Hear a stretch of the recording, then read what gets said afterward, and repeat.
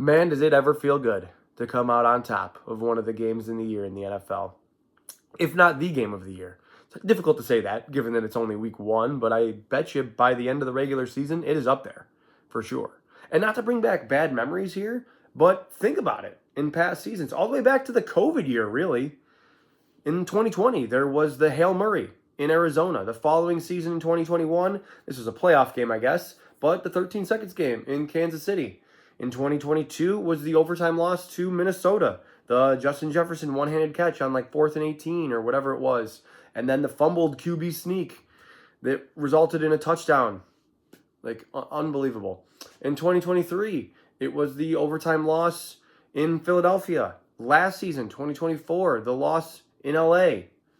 Like, the Bills are just on the downside of these constantly, seemingly year after year. So it finally feels good to come out on top. Defeating the Ravens, 41-40, overcoming a 15-point deficit in the final 5 minutes. Unbelievable. Were you there? Did you leave early?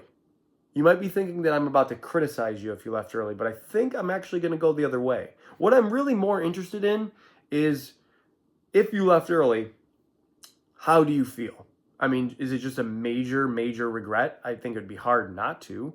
And again, I'm really not criticizing your decision. I think it is well within your right as a sports fan, as a paying customer, to leave the game early. Josh Allen super fired up after the game on the Sunday Night Football interview, saying, hey, have a little faith next time. I get he's the adrenaline. He's just probably on an all-time adrenaline high there.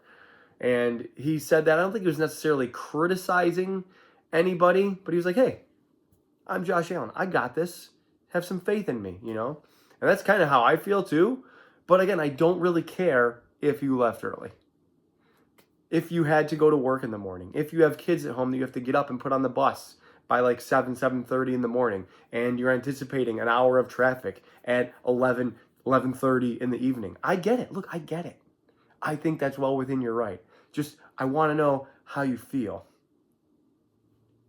Like, knowing that you could have stayed and saw one of the most fun comebacks, I don't want to say in team history, of course, but like, it's up there. It's certainly up there of this generation, one of the most fun comebacks of this generation, and you missed it just because you kind of lost faith and wanted to get a few extra winks. Do you think it would have been worth it? I don't know. That's really all I'm asking. Because we think about what we've sat through. Again, I'm not criticizing you if you left early. Please don't take it that way. But just think about what we sat through. Trent Edwards, EJ Manuel, Jeff Toole here and there, Thad Lewis here and there, Kyle Orton to some extent. Tyrod Taylor was pretty good, but, you know, we scraped in, we clawed our way into the playoffs and scored 3 points. Like, now we have Josh Allen, MVP quarterback, defending MVP quarterback, like the guy we've been waiting for 20, 25 years, walks in, and he's down by 2 scores. He's only down 2 scores in the 4th quarter. I'm seeing that out 100 times out of 100. I don't give up on this guy. Like, and there's the proof is in the pudding. There it is. I understand it. I mean, the Bills looked beat. I'm not going to sugarcoat it. They looked beat. But I know they're good. Well, 1, because they came back, obviously. But 2, because any other team would have just been getting their doors blown off. They would have been down by 30 probably at that point. But the Bills just kept fighting. Just keep playing and try to put some points up on the board. That's what happened. Just like, oh, hey, suddenly we're down 8. Suddenly we're down 2. Suddenly we have the ball back down 2. Because you just keep playing and see what happens. What a fun night. And it didn't start that way. I kind of just alluded to it. It definitely didn't start that way. I mean, the Derrick Henry, Lamar Jackson show was at it again, just like it was on Sunday Night Football last year. Really just like it was to some extent in the playoff game. I mean, the Bills didn't stop the Ravens in the playoff game in the divisional round last year. The Ravens just turned the ball over 3 times. They scored on every other possession. And the Ravens didn't punt. They scored on every possession of this game, on Sunday night's game, until the 4th quarter, until it mattered most. Maybe they had one in the 3rd quarter. I can't remember off the top of my head. They had one in the second, maybe a couple in the second half. They certainly did not punt until at least the third quarter. So, that was the first punt they forced since Sunday Night Football against the Ravens last year in week 5 when the game was probably out of reach at that point. I mean, the Ravens scored on like their first 4 possessions, I think, of that game. It was crazy. Like they scored on the first play, 87-yard touchdown, Derrick Henry run. It felt like that again. Henry was running rampant through the Bills' defense. Do I think it's a cause for concern? Yes. Yes, I do. I even mentioned this a little bit last year. My main concern with the defense not getting stops is they have a very difficult time doing it, especially when they're playing from behind. Because Josh Allen was keeping them in the game. Keep fighting. That's what I'm talking about. They're scoring. They're staying within, 7, 10, 15 points. It's 2 scores. It's 2 possessions. If he gets the ball back, he can cut it to 1, and then you just need the stop. They couldn't do that really against like LA last year is probably a good example. They finally did late, and then by that point, Allen ran out of time. And there was the timeout usage and at the end. But this time, they finally get the stops just in the nick of time. And Allen puts on his cape and wins the game. I mean, I know that there's, I guess let's talk about the last series there for the Ravens.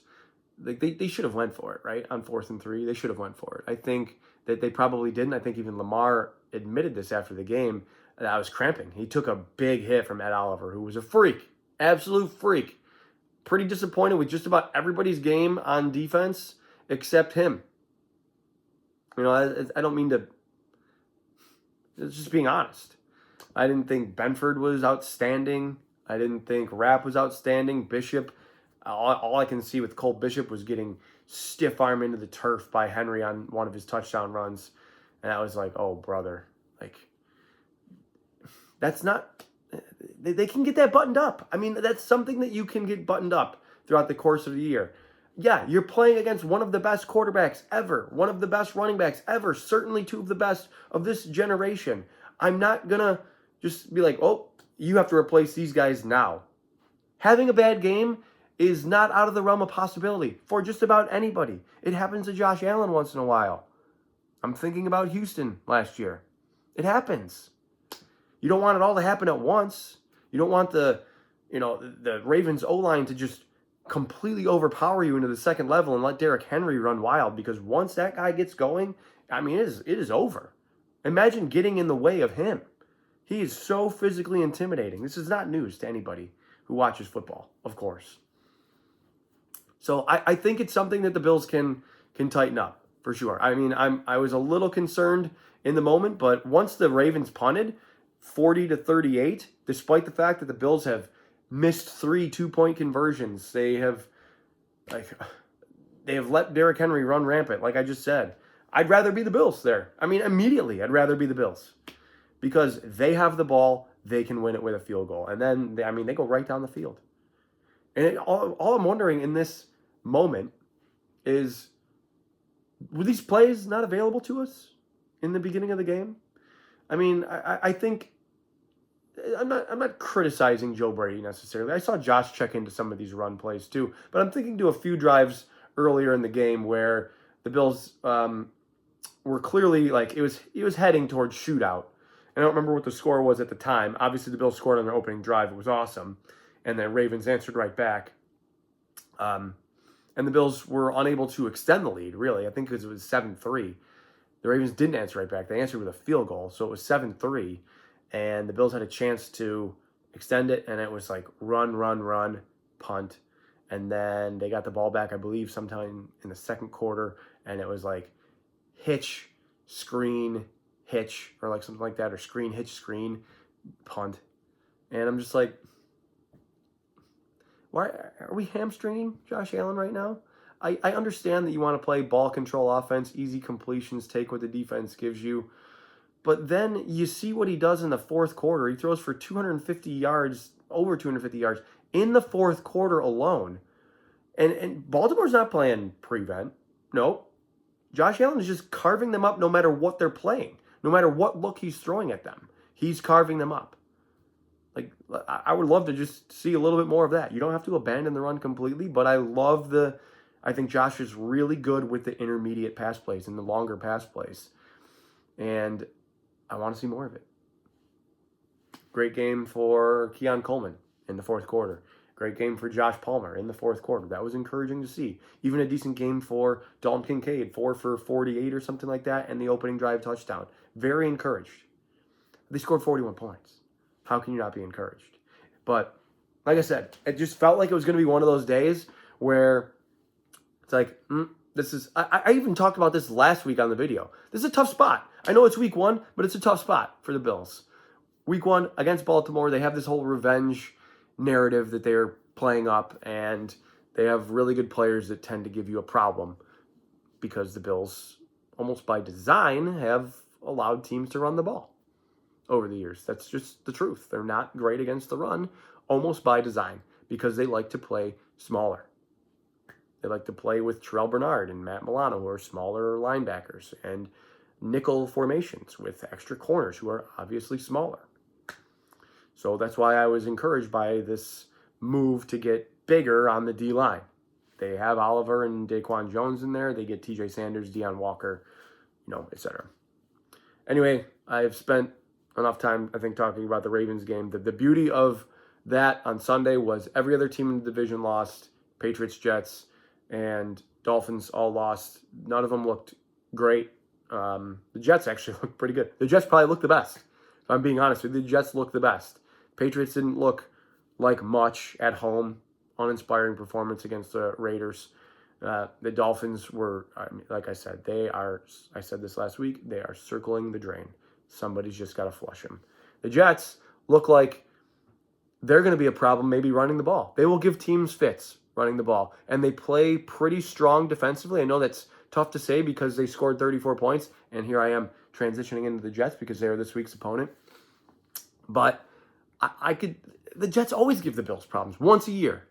The Bills seemingly blow their doors off once a year. I feel like it's usually the home game. But when the Bills go to New York, they did last year, they won 23-20 or something like that. It was close. There was missed field goals galore. It came down to a Josh Allen scramble on 3rd and 6 for a first down. Otherwise, they're going to have to give the ball back to Rodgers. Breece Hall had a really good game. There was a Hail Mary in that game right before the half. The Jets give the Bills problems like once a year. It's the same cast of guys on the front seven primarily. The Quinn Williams always gives the Bills problems. Quincy Williams, even, the linebacker. Who's the other linebacker? It used to be Mosley. Of course. Now I'm like blanking on that. But they have like Will McDonald and Sherwood, right? Jamie Sherwood, is that right? Sauce Gardner's still there. So like, I expect them. I don't expect the Bills to beat the brakes off them this week. I really don't. I think the Bills are going to win the game. I'm getting ahead of myself here, but I don't think they're going to. I'd be very surprised if they just beat the brakes off them, especially with the way the Jets played against the Steelers. They scored 32 points. Justin Fields was efficient. He's kind of just a one-read quarterback, drop back. If it's there, I'll throw it. If it's not, I'm going to run. And he's good at that. He's not a great quarterback by any means. I don't think you can really win in the playoffs or maybe even get to the playoffs that way. But if your offense is making mistakes or your offense is just kind of stuck in the mud, he can beat you that way because they can control the ball with his legs, with easy completions, with Breece Hall. They had like 180 total rushing yards or something like that. And then Fields was like 16 of 22. Very efficient. Garrett Wilson, 7 for 95 or something like that. I mean, it was a pretty good performance. Ultimately, they just fumbled a kickoff, allowed a 60-yard field goal, and then couldn't get back to attempt the game-winning field goal. But I was not. They were not the Jets that I thought they were going to be, I guess, because I thought the Jets are kind of like in a bit of a tanking position, and they still might not be a very good team. They could still go 5-12 or something like that. And try to get their quarterback next year. I think that maybe is the most likely scenario, but they're certainly not going to roll over on you. They're not just going to roll over and let you take it. That's for sure. Bills are. What was I going to say? Injury report. Sorry. The most noteworthy thing, obviously, is Ed Oliver being added to the injury report. Suddenly he's in a walking boot in the locker room, and he's got a scooter, but he's playing ping pong. What's happening there? That's very confusing to me. But if I had to guess, I would say he's sitting. You don't have a scooter and a boot on Thursday out of nowhere and play on Sunday. And I don't think he would even play Thursday that quickly. So I think he is probably going to miss a game, probably 2. And then maybe you get him back for week 4 against the Saints. But I really like the position the Bills are in over the next couple of weeks. It's the kind of game where you could hopefully win it without Ed Oliver, as good as he was against Lamar Jackson. You hope that, you have Deion Walker and TJ Sanders and Jones that will just fill admirably, But given that the Bills gave up so many rushing yards last week, I think I'm paying attention. I'm paying attention to it. No doubt. They might get Tre'Davious White back in the lineup, although earlier I said I didn't really like anybody's game except Ed Oliver. I didn't hear Dorian Strong's name at all. In fact, I thought he had a really nice rundown of Derrick Henry, who should have scored, I think, on a play. They ended up scoring anyway on the drive. I think it was like the second or third drive. Lamar ran for a touchdown. But Dorian Strong ran after Derrick Henry. Derrick Henry tried to stiff arm, and Dorian Strong gave him like a big swipe and dragged him to the ground. I was like, oh, you might be a player. So I'm encouraged to see that. But I definitely would like to get Trey White back out there, feel better about it. It's just I don't know. I know that's how the Bills look at it too, the veteran aspect of it. Somebody that they trust in their system that knows the 111th. I think I talked about that last week too. I just like the Bills to beat the Jets. I like the Bills in the next 6 or 7 games, honestly. I mean, you look at their schedule, it's like, what do we got? I have it right here, actually. Jets, Dolphins, Saints, Patriots at home. Those are all 3 games at home. You have the Monday night game against Atlanta. Could get tripped up there. Certainly not going to rule it out. The bye week, then Carolina, and then Kansas City comes here on November 2nd in week 9. The Bills could be, they could very, very well be 7-0 when Kansas City comes to town. There is a lot of variance in football. It's typically why teams don't really go undefeated because of things I kind of just talked about. Oh, your offense is stuck in the mud and Justin Fields is running the ball very well with Breece Hall and whatnot and completing easy passes, and they limit the amount of possessions you get and you lose. I don't think that's going to happen this week, but it could happen like against Atlanta. Good. I'd be surprised if the Saints did it to them. I'd be surprised if the Patriots did it to them in Buffalo on Sunday Night Football as well. I like the Bills. The schedule is hard not to love, in fact.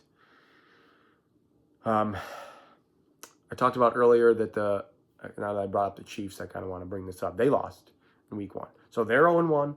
Your whole division is 0-1. The Ravens are now 0-1 because you beat them, so you have like a game and a half on them. I mean, hello, 1 seed. Like, it's one game. It's been one game. You have 16 more to go. 4 or 5 years ago or whatever, that's still a full season. I understand that. But you've now put yourself in the driver's seat for the 1 seed. Because the other teams that are 1-0, Pittsburgh, Cincinnati, you play them. The Chargers, you don't play. They're in the really tough division with Denver. And Kansas City as well. So just keep stacking wins. Anyway, I'm going to pick the Bills to win this Sunday against the Jets. I think the defense looks better this week. I still think there's going to be some concern maybe about safety play or something like that. I think we're going to be talking about it for sure because we typically have to talk about something. There has to be something that needs improvement. I think that could be it. But I think that Sean McDermott, even in his press conference this week, was very, very vocal about what needs to be better. And he's like, look, this week of practice is going to be hard because that's not our standard. Good. That's what I want to hear, honestly. I hope he enforces that. I'll pick the Bills over the Jets 27-19. Well, that sounds weird, but 27-19. Bills over Jets. Guys, thank you for coming this far in the video. Or even if you left the video early, thank you. I just threw that in there. It doesn't really make much sense, but I threw it in there anyway. Hit me up on Twitter. My Twitter handle and YouTube username are the same. Enjoy your weekend, guys. As always, above all else, go Bills.